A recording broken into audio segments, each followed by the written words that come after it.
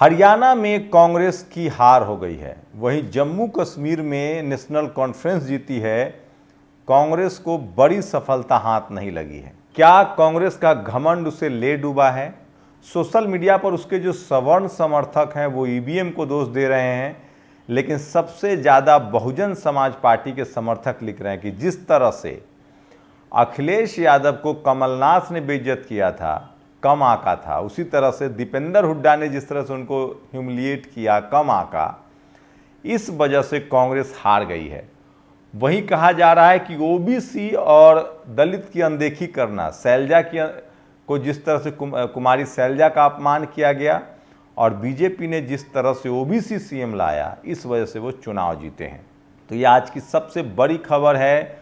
कांग्रेस फिर बैकफुट पर आ गई, लेकिन कांग्रेस के अब नए आलोचक, बड़े आलोचक दिलीप मंडल ने कहा है कि कांग्रेस के नेता राहुल गांधी ने जिस तरह से आरक्षण के खिलाफ बयान दिया और जिस तरह से एक कम्युनिटी पर, हुड्डा फैमिली पर निर्भर थे, इसलिए वो चुनाव हार गए। नमस्कार, मैं शंभू कुमार सिंह और आप देख रहे हैं नेशनल दस्तक। 2024 में लोकसभा चुनाव के समय जो झटका लगा था नरेंद्र मोदी को और बीजेपी को, उससे वो पार पाते दिख रहे हैं। जम्मू कश्मीर की भी बात करें तो बीजेपी का परफॉर्मेंस कांग्रेस के परफॉर्मेंस से शानदार है। जम्मू कश्मीर में बीजेपी ने 29 सीटें जीती हैं। पिछले के मुकाबले 10 सीटें जरूर कम है, लेकिन 29 सीटें कांग्रेस 10 पर सिमट रही है। तो बीजेपी ने कांग्रेस के मुकाबले जम्मू कश्मीर में भी शानदार प्रदर्शन किया है। वहीं हरियाणा में बीजेपी ने 50 का आंकड़ा पार कर लिया है। इसका मतलब है कि हरियाणा में ओबीसी मुख्यमंत्री होगा और नायाब सिंह सैनी दोबारा मुख्यमंत्री होंगे। तो क्यों हारी है कांग्रेस? तमाम कांग्रेस के सवर्ण समर्थक कह रहे हैं कि ईवीएम हैक हो गया है, ईवीएम सेट हो गया है। वही समाजवादी, आपने जो वीडियो दिखाया, कमलनाथ और दीपेंद्र हुड्डा, कमलनाथ के बेटे, और कमलनाथ ने पार्टी चलाई थी मध्य प्रदेश में। हरियाणा में दीपेंद्र हुड्डा और दीपेंद्र हुड्डा के पिता भूपेंद्र हुड्डा ने पार्टी चलाई थी। कुमारी शैलजा जो एससी समाज से आती है, उनको दरकिनार किया गया। अशोक तंवर लास्ट में सरकार कांग्रेस में शामिल हुआ, वो जरूर पछता रहे होंगे।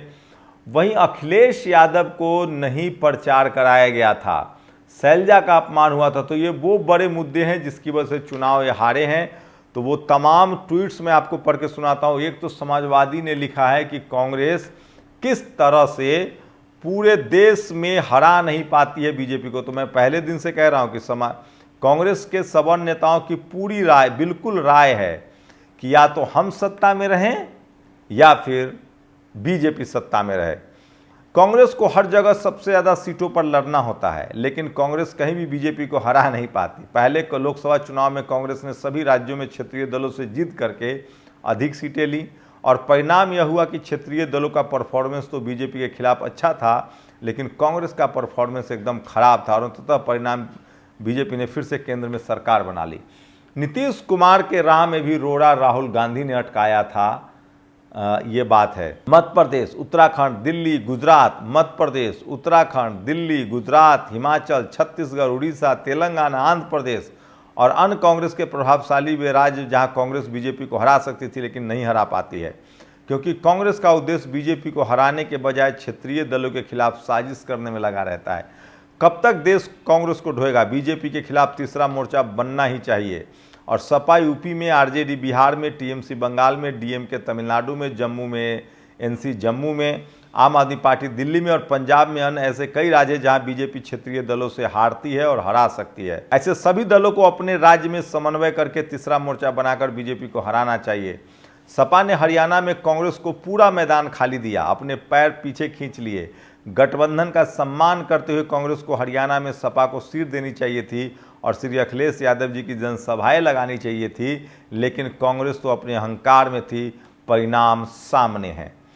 कांग्रेस ऑफिस में बाबा साहब की फोटो भी नहीं थी। तो ये तमाम खबरें हैं जो सोशल मीडिया पर सबसे ज़्यादा वायरल है और कांग्रेस की हार का ये पूरा कारण है जो मैं आपको बता रहा हूँ।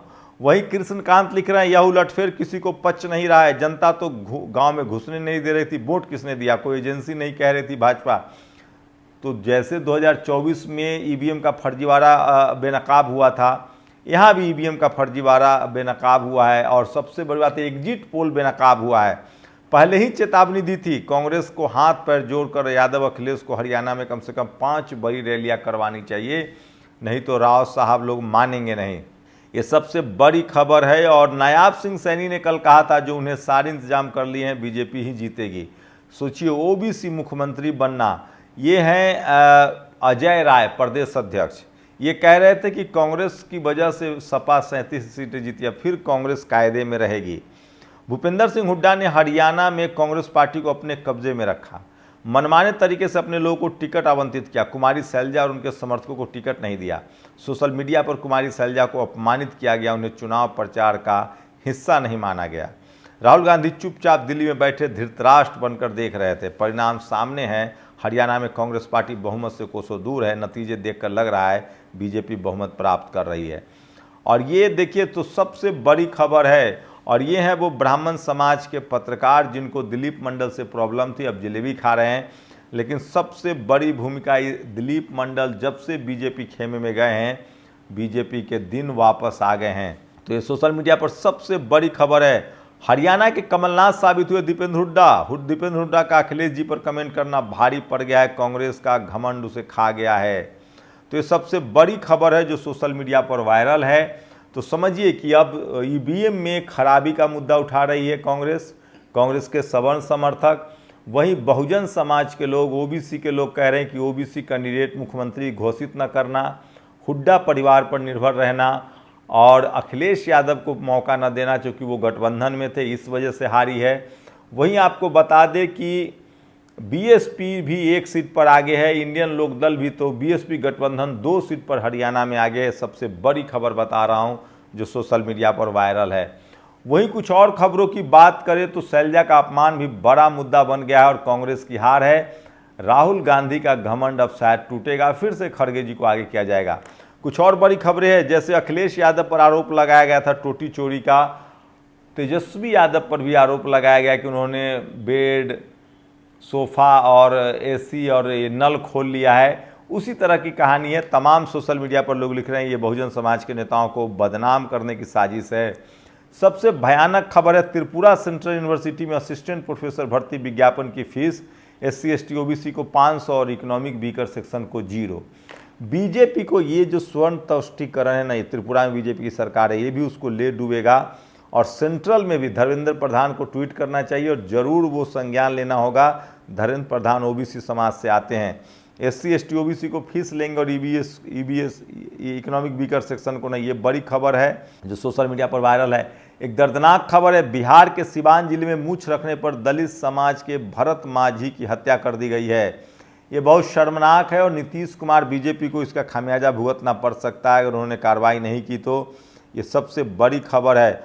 और सोचिए, प्रशांत किशोर ने अपनी पार्टी के गठन में दलित समाज के पूर्व IFS जो एम्बेसडर रह चुके हैं दुनिया भर में, उनको नमूना कहा था। ये भी सोशल मीडिया पर बहुत वायरल है। और जो वीडियो सोशल मीडिया पर, और सोचिए रामलीला को देखने गए दलित युवक की किया बेइज्जत, उन्होंने लगा ली फांसी। यूपी के कासगंज की वो रामलीला देखने गए थे, उनको ह्यूमिलिएट किया गया था, तो वो अब नहीं रहे। ये सोशल मीडिया पर बड़ी खबर है। और वहीं सोचिए किस तरह से अनरिजर्व को 1000, OBC को 500, SC को 500, ST को 500 और EBS को कोई फीस नहीं देना, इस तरह की बेईमानी सेंट्रल यूनिवर्सिटी में हो रहा है। ये सबसे बड़ी खबर है। और भारतीय जातिवादी मीडिया का चरित्र है। सोचिए, कांग्रेस की हार का वो ये विश्लेषण नहीं कर रहे हैं कि OBC SC ST नाराज था, वो विश्लेषण हुड्डा पर भी नहीं कर रहे हैं। आज तक ने अखिलेश सरकारी आवास से बेड, बेसिन, AC और टोटी उखाड़ ले गए तेजस्वी, आज तक ने लिख दिया। इस तरह से बदनाम किया जा रहा है। अनिल यादव ने कहा है कि ये जानबूझकर अधिकारियों से करवाया जाता है, फिर पत्रकार को बुलाकर खबर लीक करवाई जाती है, बेइज्जत किया जाता है। सोशल मीडिया पर जो सबसे ज़्यादा वायरल खबर है, पहली बार भोपाल में जब्त हुई 1814 करोड़ की MD ड्रग्स। तो चुनाव आयोग का डेटा अपडेट नहीं कर रहा। हरियाणा नतीजों पर कांग्रेस का बड़ा आरोप है जो सोशल मीडिया पर वायरल है।